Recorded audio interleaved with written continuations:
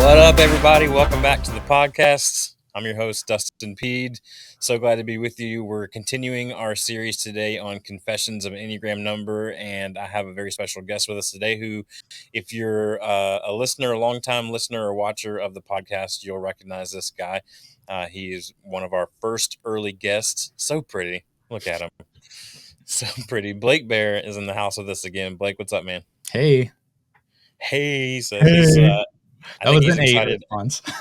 He's excited and nervous to be here. What are you going to ask me? Why are you going to ask me that? Yeah, so we're gonna get into Enneagram 8 today, and we're really gonna dive into that, which I can't wait because 8s are enigmas to me, and I'm fascinated by them now, whereas I used to be annoyed by them.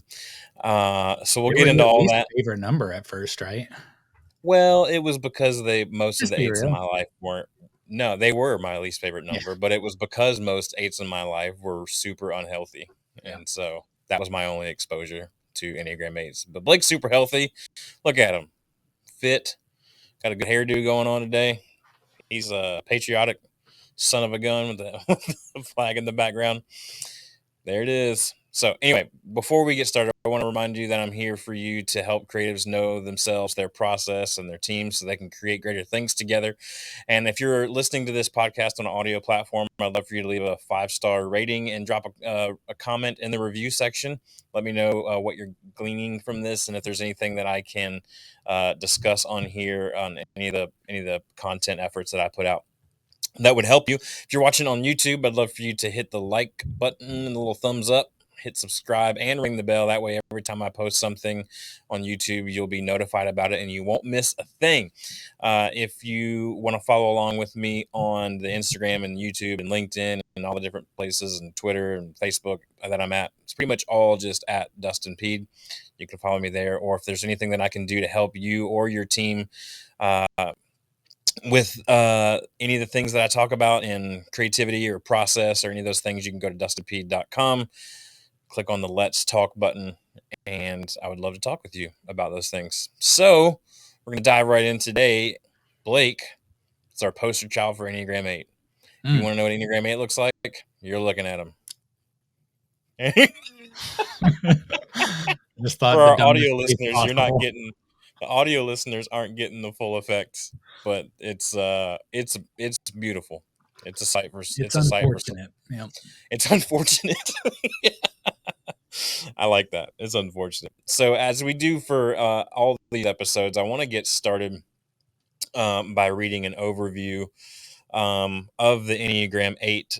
But I guess just to give you some context real quick, if you haven't seen the previous episode that I've done with Blake, longtime friend, his wife Lindsay was on my episode that may or may not have already aired by this point. I don't know which order I'm going to release these in, but she was our Enneagram 2 that we interviewed and had her confess all the things. It was awesome. It was super insightful. I learned a ton about Enneagram 2s. And so Blake is Lindsay's husband. I almost said wife. Just don't almost blew your cover. Yeah. Almost blew your cover there, Blake. I'm sorry. She's my wife, but I'm going to use partner just to like make things confusing. Sure. I like it. Blake is Lindsay's partner in crime and life and all the things. Blake is a business owner. He's an author, a speaker, an entrepreneur, everything that you want to be in life. It's Blake, and we all hate him for it. But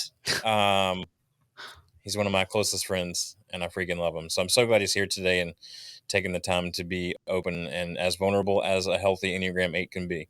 If there's a lot of short answers on this episode, just know it's because he's an 8. He's not a complete jerk, just a little jerk. All right. So Jackie Brewster, again, if you're kind of new to the Enneagram world, she's one of the coaches that I follow. She's a good friend of mine. Her and her husband, Stephen, have been kind of influences in my wife's life for several years. She is at enneagramwithjb.com or at enneagramwithjb. She put out this really great resource. If you're like me and sometimes books can be intimidating, you're like, do you have like a game that it's kind of like a book that I can just kind of pull out pieces of and read whenever I want? Jackie goes, yeah, I got that.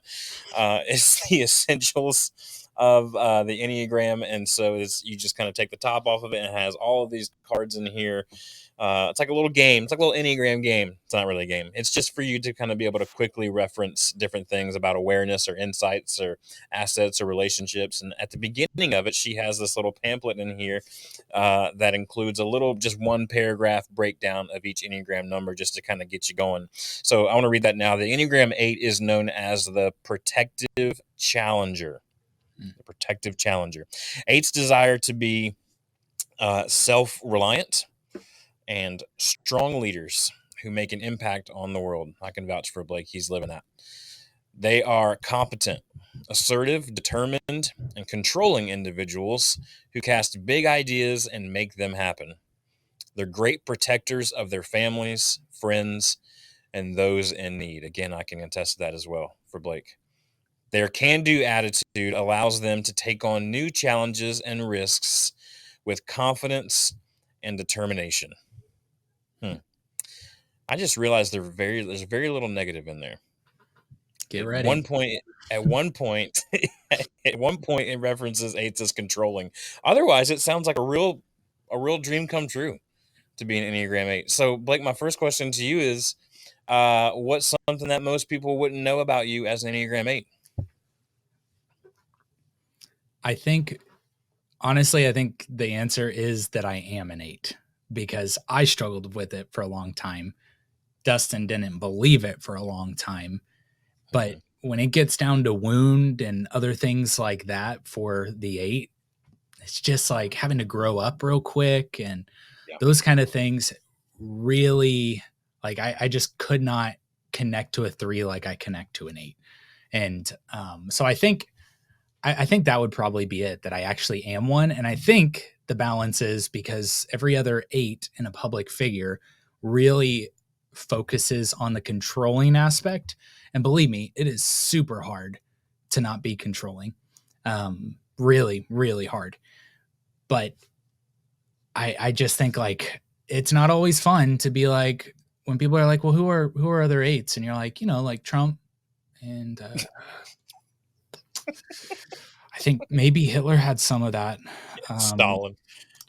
Stalin. Yep. Stalin, I guy think. named Stalin. You just like German start guy. kind of like covering words so that people don't know what you're Russian talking about. Yeah. Yeah.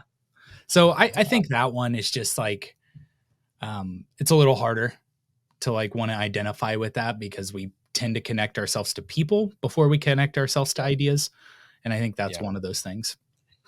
Yeah, for sure. I think most people in my circle, again, it's probably just because of what my view of 8s have been for a long time, has been my interaction with most 8s in my life over the years has been with unhealthy 8s, which really, if you encounter an unhealthy person in general, it doesn't matter what Enneagram number they closely identify with, it's not going to be a great long-lasting memory or experience, and it may taint your view moving forward. But Blake talked about his desire to be in control. I want to say one of the basics on the card here of Enneagram 8 is the core desire is to be in control. Their divine attribute is strength, and so they want to bring that to the table. But he talked about kind of that wounding message and what the core fears and desires and things like that are. The fear is just being taken advantage of, and Blake's heart longs to hear, as an Enneagram 8, longs to hear that he will not be betrayed. That loyalty, I think, is a really, really big deal for Enneagram 8s, not only to receive but to show. As I was reading the description earlier, and it talked about how they're great protectors of their family, friends, and those in need. I can tell you that Blake has been one of the first people in my corner every time I needed somebody in my life, and that's just the nature of who he is. That's what he does. So, that let's dive into this. That fear of betrayal. It's interesting because it's huge. Like, that fear of betrayal keeps me up at nights. Like, I'll just walk in, look at my wife, and I'll smile at her, and she'll smile back. And I'll be like, "You cheating on me?" And she's like, "No, I'm not." And I'm like, "That's good. That's good. I appreciate that. That's what I needed to hear today. Also, I love you." Cool. Yeah, it says being weak, feeling powerless, being underestimated, humiliated, being controlled, manipulated, being at the mercy of injustice. All those are core fears of 8s. Yeah, growing up, I'll tell you, being taken advantage of or made to look stupid real early was one of those things that, like, when I was unhealthy growing up, I just assumed everyone was out to get me, to put me down, it was the annoying person who was always like, yeah, but there's something there. They're trying to get something out of this. And like, that was when I grew up past that point, which took a lot of traumatic things happening, and my wife and I just getting to really clean, clear places of just like, let's start communicating and get to like just trust that the other person cares a lot about the other. When we got to those places, that's when I started being like, oh my gosh, like this thing of trust is like unbelievable. And you mentioned living in those extremes. Whew, like that was probably the number one way Lindsay was like, you're an 8, because I am such a person of extremes. I don't like middle anything almost, even though it seems like I'm fighting for it a lot, like wanting to have that, like, oh, not too much, not too this. I never actually want it.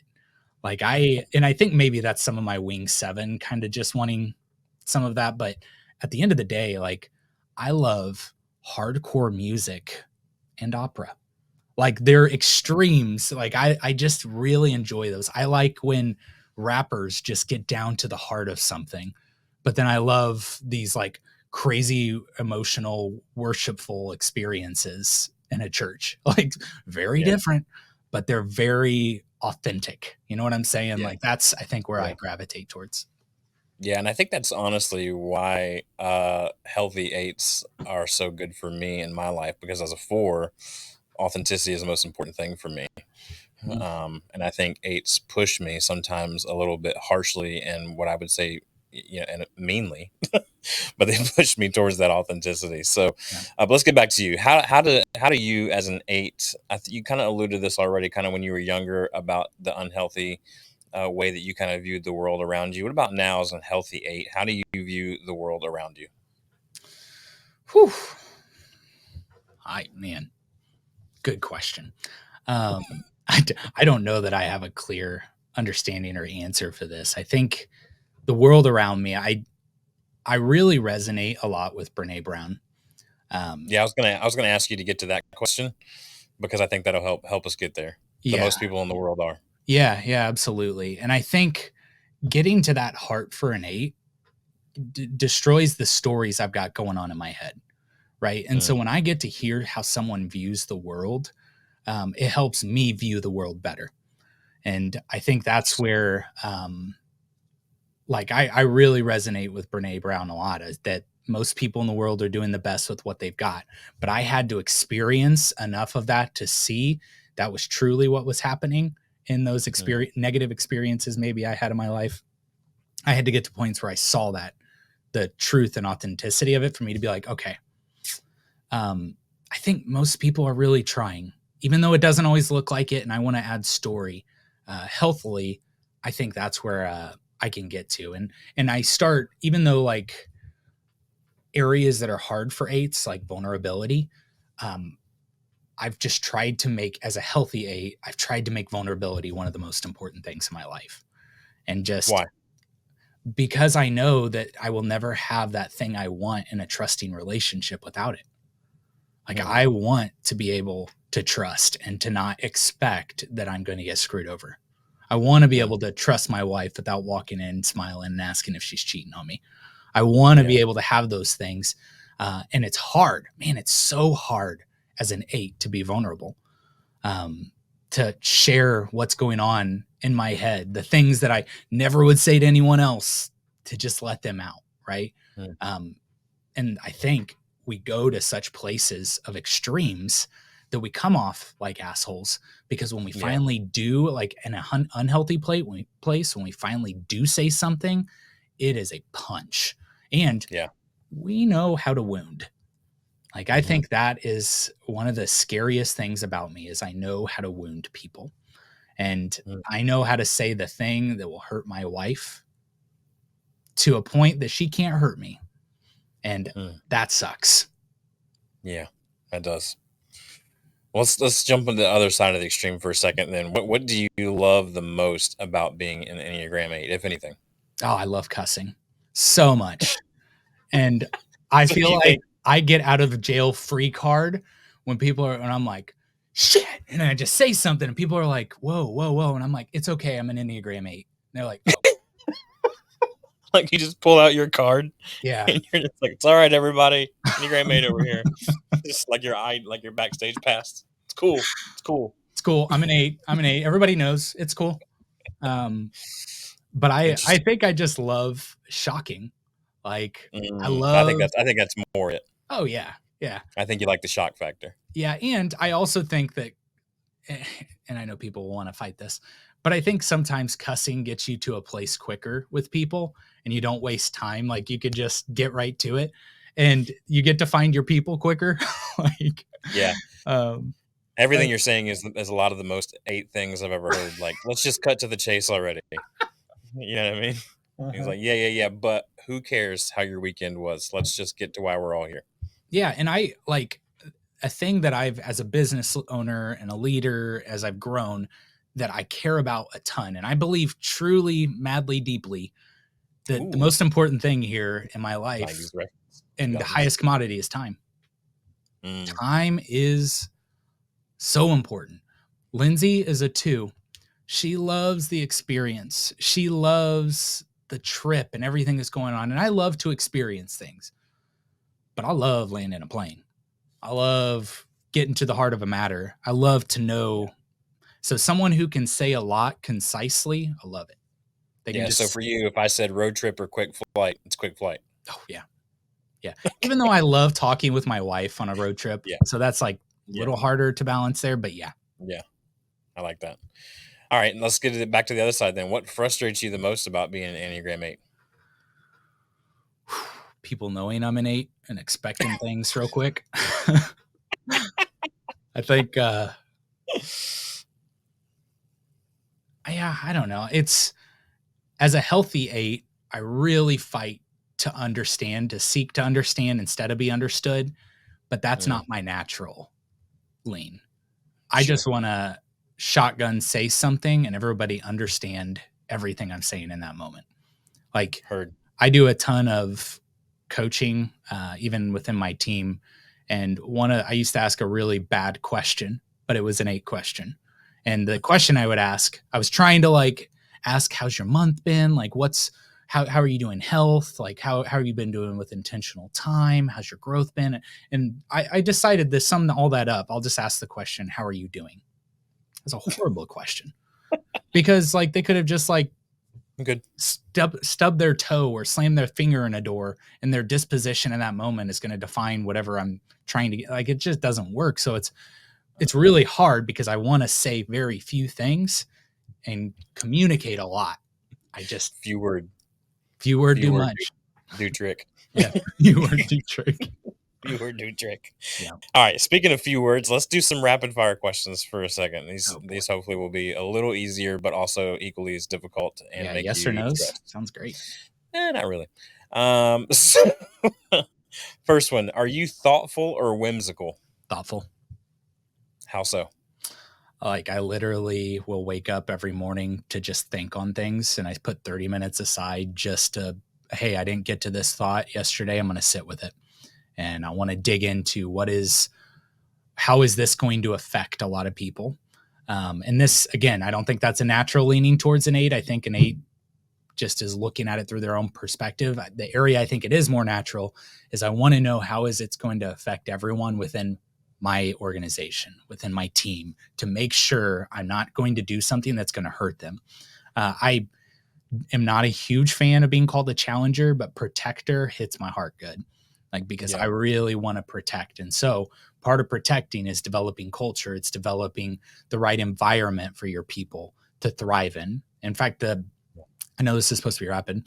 Sorry about that. The thing that like my big mission or whatever is creating opportunity for others and creating others for opportunity. And I just want to help develop people in that kind of vein. And so I really think about how everything's going to affect everything, because when I haven't, it's chaos and it looks horrible. It's ugly. Yeah. All right. Next question. Are you selfish? For sure. Why? I think that my thing should win. Yeah. I love it because when we talked to Lindsay, not to give it away if you haven't seen it yet, but we talked to Lindsay, she was just as quick to say no, not Yeah. selfish. So yeah, I like it. Yeah. Uh, I wh- think I will not be selfish when I see it's going to benefit someone else. And like, Gotcha. and it's That makes sense. within, again, if it falls under that category of who I'm protecting, I'm very like, yeah, but Yeah, yeah, it's my time. It's my time. gotcha. What do you envy? Um, People who can disconnect, like Hmm. being intense, um, is great. I love it. I love throttling all the way up and going fast. And I love the other extreme too. Like I love rest. My rest cannot happen every day. I will work myself to the bone, but I will incredibly rest one day a week. Like, and Yeah, so I have to have those extremes. Someone who can disconnect from what they're doing without having that intentionality and like to just be like, well, done for work for the day and I'm done. Like my head just doesn't stop. hmm. I don't know if that's an Interesting. Yeah, Enneagram 8 thing, but it's I think it's yeah, it's kind of 8 and 3. When I interviewed the three, our friend, we both know this guy Conrad. He had the similar thought when I asked him what he envy. He said, people that can just unplug, hmm, and calm down and yeah. do that kind of deal. Last rapid fire. What do you thrive on? Hmm. Purpose and connecting people to it. I just love it. I mean, Yeah, it's if it doesn't have a big picture purpose, I don't connect to it. Doing things just for money, don't like it. Like yeah, it's for me, it's got to have some intrinsic value. And my worldview, I'm way more about eternal than just temporal, and I want to see how it all connects. yeah. I love that. That's beautiful. So predominant wing, you alluded to this earlier. Your predominant. We say this every time we talk about wings because people get super confused. But wing is the number on either side of you. You can. People do. It's not that you just can. You do wing to both sides. So for Yeah. 8, for Blake being an Enneagram 8, he will wing 9 at moments, and he will wing 7 at moments. But just like you're right-handed and left-handed, you will have a predominant one. So you talked about earlier, your predominant is an 8 wing 7. Is that right? Mhm. Yeah, I think So so. how can you tell that?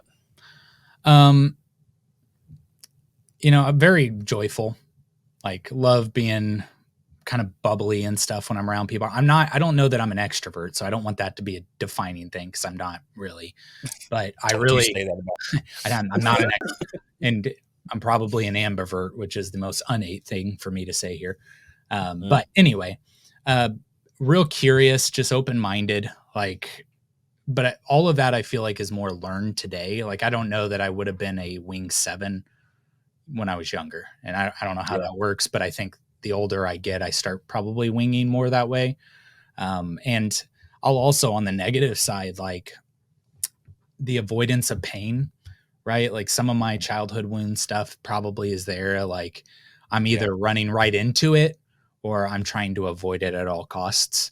And, there have just been some of those moments in my life to get to a place where I understand that, like, if you try to avoid the pain, even though that's probably my natural quickest intention to do that, uh, that you're actually going to be exposed to that pain probably longer than just dealing with it. And I think that's where I probably jump back more towards the 8 when I think through that and kind of deal with that first initial, you know, inrush of intensity that I feel to stress. yeah. I would say just knowing you over a decade that I feel like when I think about you winging 7, I see you as planned and particular and rhythmed and routined and disciplined as you are as an 8. You also have an extreme sense of spontaneity, Hmm. that you're okay. You don't. You're okay. Kind of just last minute going. Oh, we're gonna do this instead. Yeah. Oh, we're gonna stop. We're gonna drop everything and go do this today. Yeah. Like you. I find I don't say you thrive there, but I see you live there quite easily. Yeah. Easier than I think what a lot of 8 wing 9s Yeah. would live. Yeah. So I think and this might actually been a sermon that I heard one time on time management. And I think at the church we were both at, and someone talked about planned spontaneity. yeah, Honestly, it might have been you, Dustin. But when I heard that, it like really connected because spontaneity seems like you're not planned. And I do care about planning and yeah, everything. But I also have seen the whole, Eisenhower quote where he says that all plans are pointless, but planning is indispensable. I think you have yeah, to have a level of being okay with however things go to a certain point, and spontaneity is just a way of keeping that in your life, keeping it fresh too. But it is not my number one place to go to. I'm like, yeah. okay, it's here. Let's do it. Yeah, I think there's freedom for you as an 8 to know that you can plan spontaneity, and sevens will hear that and be like, "What? You can't plan that mess? Just whatever you feel like doing in the moment." But it's more about like planning the space for it, planning the margin for it, planning the intentionality for it, right, more than it is just planning what you're going to do. Literally, Mhm. it's less about that. Yeah. So let's talk about what ways do you feel defective or incomplete as an Enneagram 8? Yeah. I don't think it's just not feeling enough. Like, no matter what I give to this and help people get to these places, like, that it's still not going to be enough to be loved, and Wow. um, I think that's more the betrayal side, just fear that it's going to happen because any of the betrayal I've had in my life has been through those I confided in the most or was Yeah. closest to. And so Yeah. um, the question of will I ever get to a place that I can fully sit in a place that I'm just okay, right? I feel defective for sure, even in like body image and stuff like that, and it's more, which sounds very three, but at the same time, like if I'm not good enough, then someone will go for something better, you know? Yeah. Yeah. There's tons of overlap and tons of mistyping when it comes to threes and eights. That's why I thought that's why I thought Blake was a three for so long. Just because I felt like it's a fine line. I think if you were to talk to someone like Jackie or Beth McCord, who can really walk you through those things, you'll quickly see how very similar threes and eights are. So talk to me about how you best get along with other people as an Enneagram 8. Don't. Um, They I just need to shut up and listen, right? No, I'm just kidding. I just wanted to say it like an eight. I like it. Um, no, I think I get along with other people because I go to a place quickly of empathy and trying to understand instead of be understood. And I want Mhm. to get to a place where I can hear what matters to people.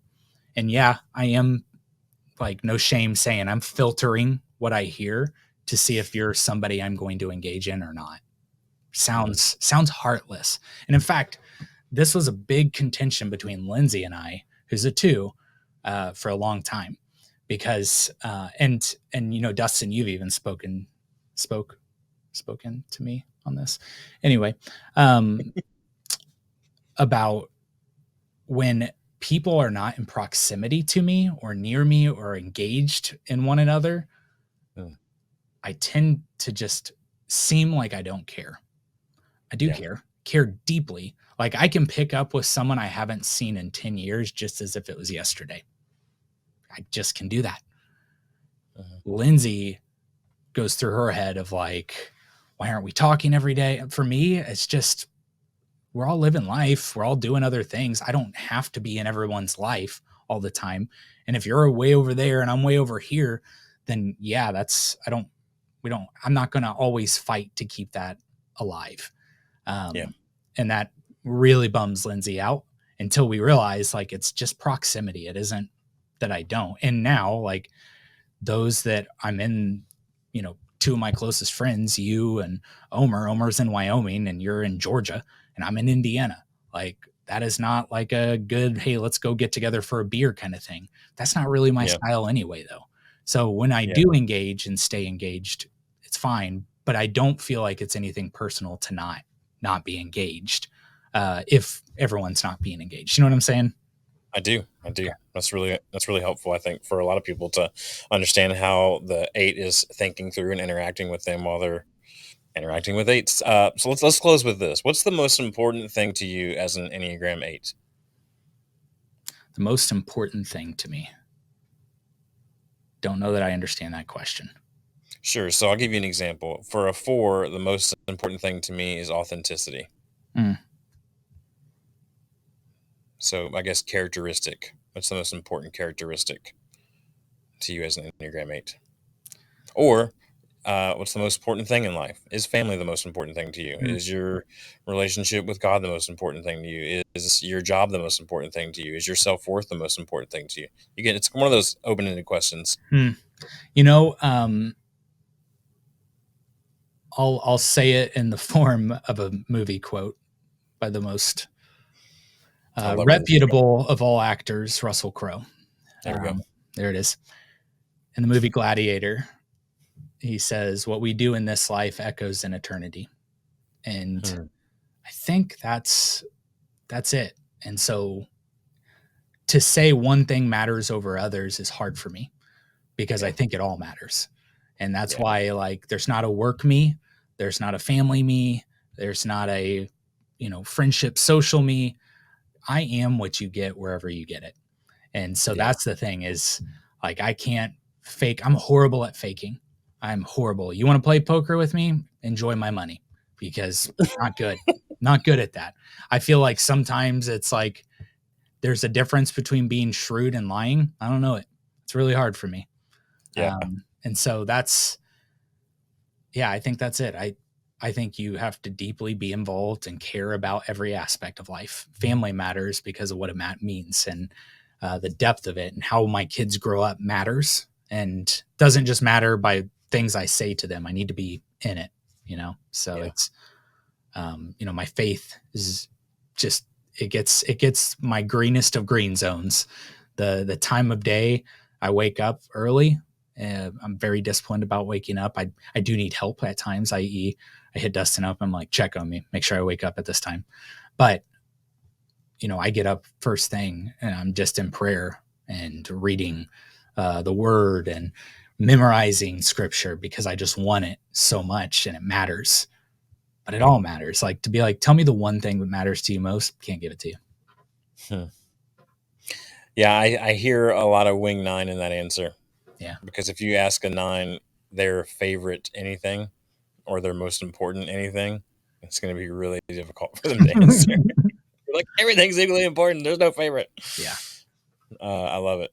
Well, Blake, thanks so much for your time today, man. I want to tell people just a few places that you can kind of learn more about Enneagram 8s. If you have those in your life, if you're lucky and blessed enough to have those in your life. Again, Enneagram with JB, Jackie Brewster. You can go to enneagramwithjb.com or anywhere on social media at Enneagram with JB. Also, Beth McCord is the one that kind of started the conversation for us. She's at yourenneagramcoach.com or at your Enneagram coach. And then if you're just starting this journey of trying to understand what the Enneagram is for you and how it relates to you and to the people that are around you, highly recommend the book The Road Back to You by Ian Morgan Cron.